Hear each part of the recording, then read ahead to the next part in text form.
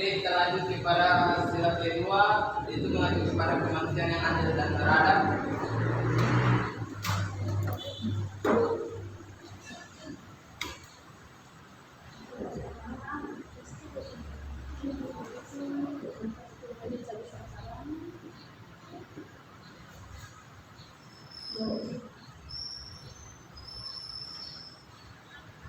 Yaitu di mana mengakui dan menjunjung tinggi harkat dan martabat manusia sebagai makhluk ciptaan Tuhan, dan menjamin hak-hak dasar manusia seperti hak hidup, hak kemerdekaan, dan hak kesamaan di depan hukum dan hak-hak lainnya. Dan yang ketiga, membagikan sikap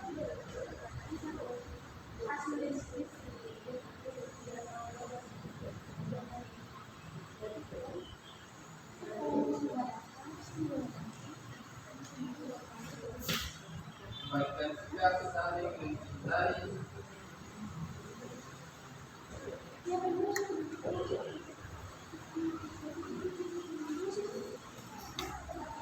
sesama.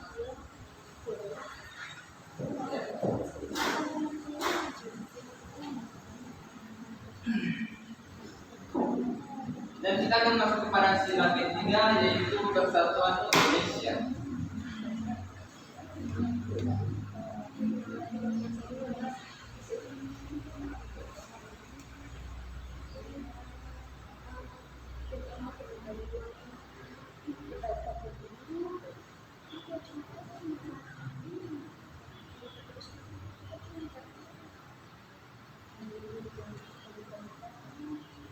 Di mana persatuan Indonesia ini mengakui setiap hak warga negara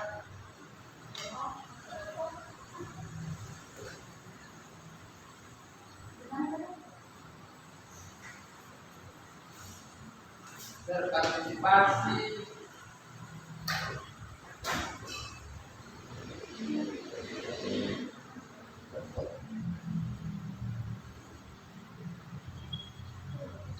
dalam pengambilan keputusan.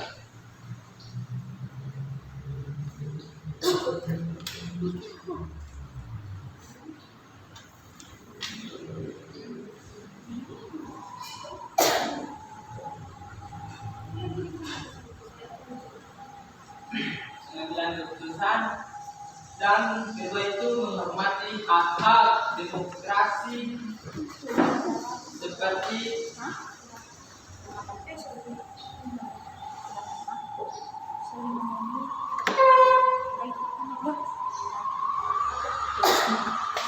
berpendapat,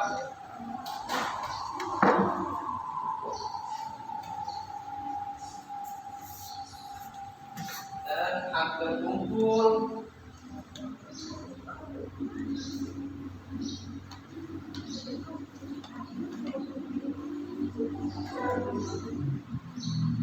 dan hak untuk memilih pemimpin.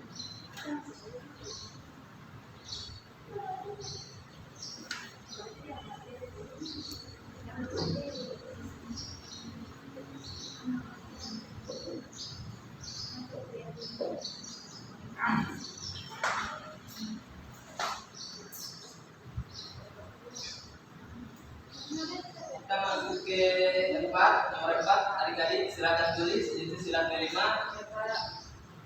Di mana sila kelima ini keadilan sosial bagi seluruh rakyat Indonesia.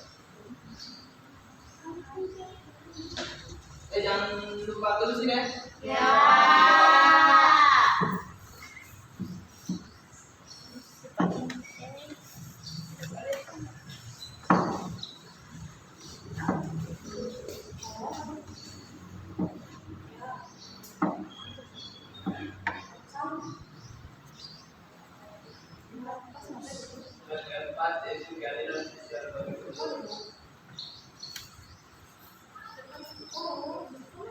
Keempat itu keadilan sosial bagi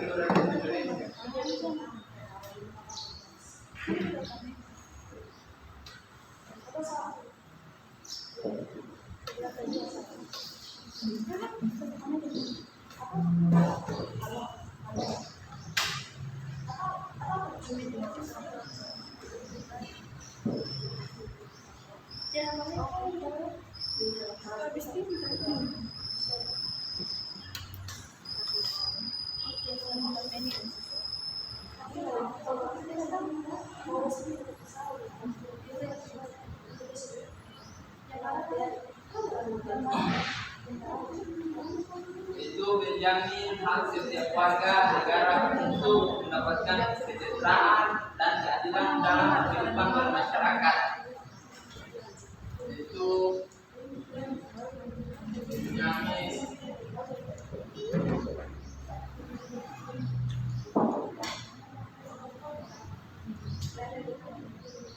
Hak setiap warga Masuk.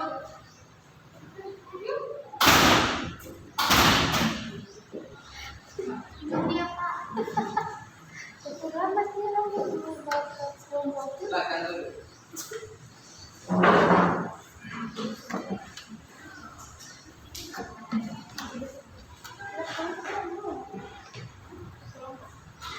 Warga untuk mendapatkan kesejahteraan.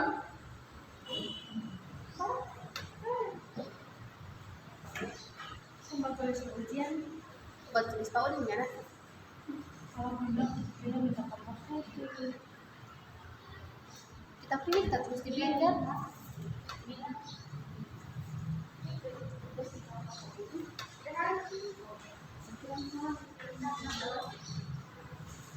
Kesejahteraan masyarakat dan bangsa.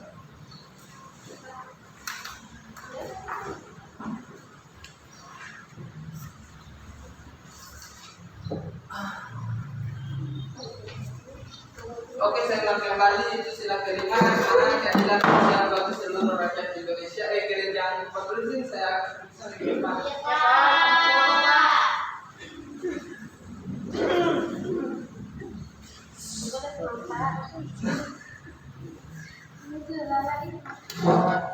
Nah, poin pertama itu di mana keadilan sosial bagi seluruh rakyat Indonesia itu di mana dia menjamin hak setiap warga negara untuk mendapatkan kesejahteraan dan keadilan dalam kehidupan bermasyarakat. Ya, Pak. Dan kedua itu di mana mengembangkan sikap peduli dan saling membantu antara sesama warga negara. Ya, Pak. Nah, kita akan lanjut kepada kasus pelanggaran hak asasi manusia. Nah, poin pertama itu di mana penyiksaan dan pembunuhan ekstrajudisial. Ini meliputi tindakan kekerasan, penyiksaan dan pembunuhan yang dilakukan oleh aparat negara atau kelompok bersenjata di luar produk hukum yang sah. TP contoh, Pak.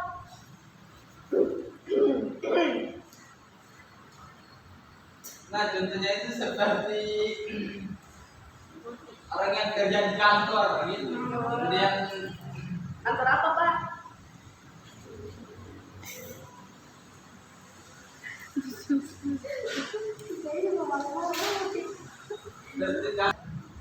oke, kita akan lanjut kepada poin kedua yaitu penghilangan paksa. Nah, penghilangan paksa ini seperti penculikan, penangkapan atau penahanan secara senang-senang oleh aparat negara atau kelompok bersenjata.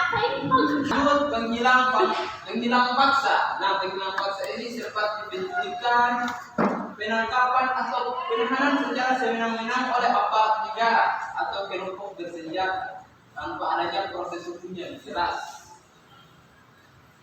Nah, seperti contohnya gola gitu, mencuri anak. Gola itu apa, Pak?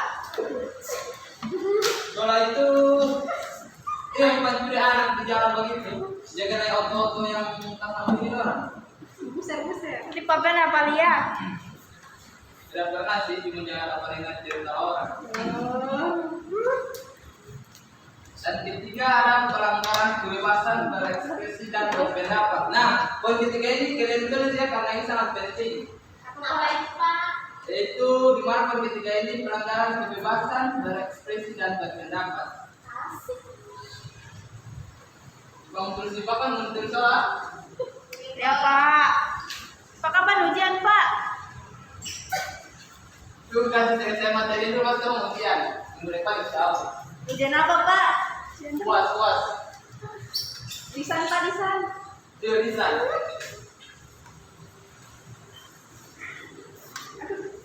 Lagi tujuh.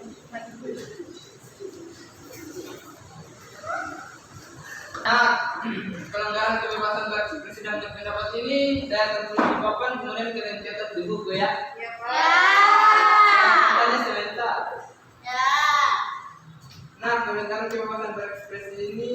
setiap pendapat itu mempunyai pembatasan kebebasan. Pertama ada pembatasan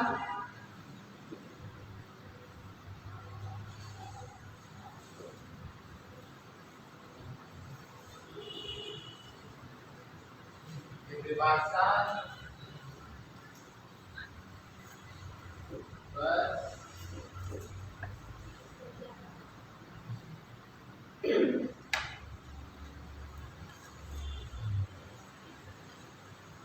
sensor dan pembatasan Apa?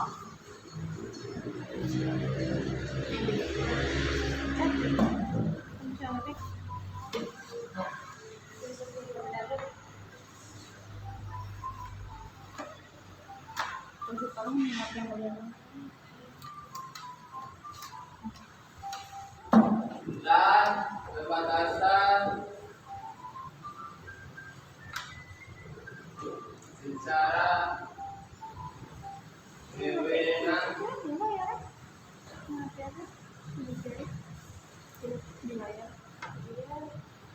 oleh pihak yang berkuasa.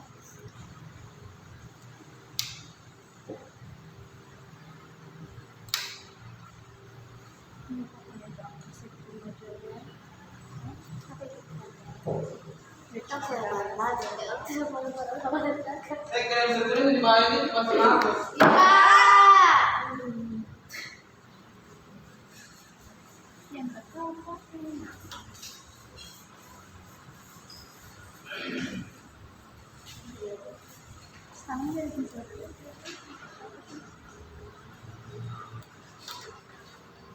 Nah, kita akan masuk kepada poin keempat, itu diskriminasi.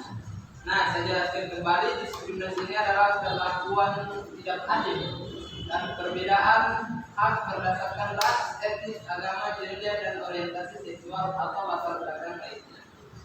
Kalian tulis, saya akan tulis jawabannya.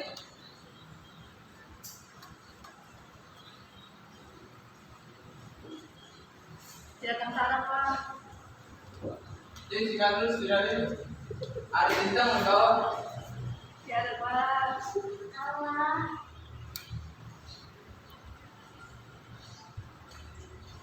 Perlakuan tidak adil, perbedaan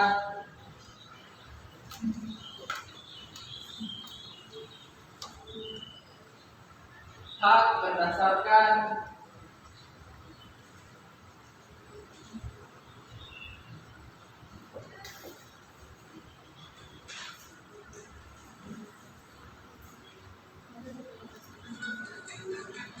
ras, etnis, agama,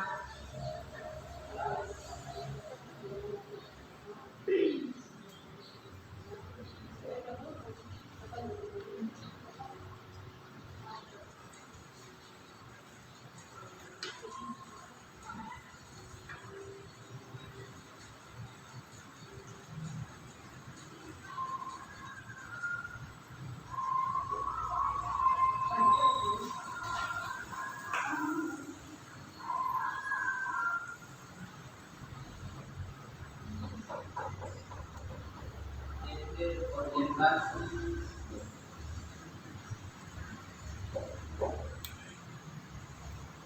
seksual,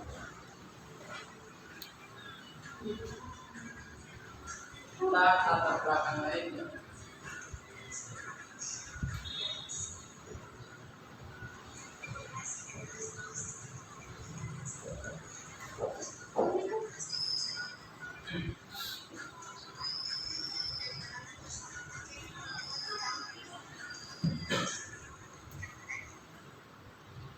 Lanjut adik-adik, kita masuk kepada poin kelima, itu pelanggaran hak pekerja. Nah, di mana hak pekerja ini seperti eksploitasi tenaga kerja, upah yang tidak layak, kondisi kerja yang buruk, pekerja anak, dan pembatasan hak untuk berserikat.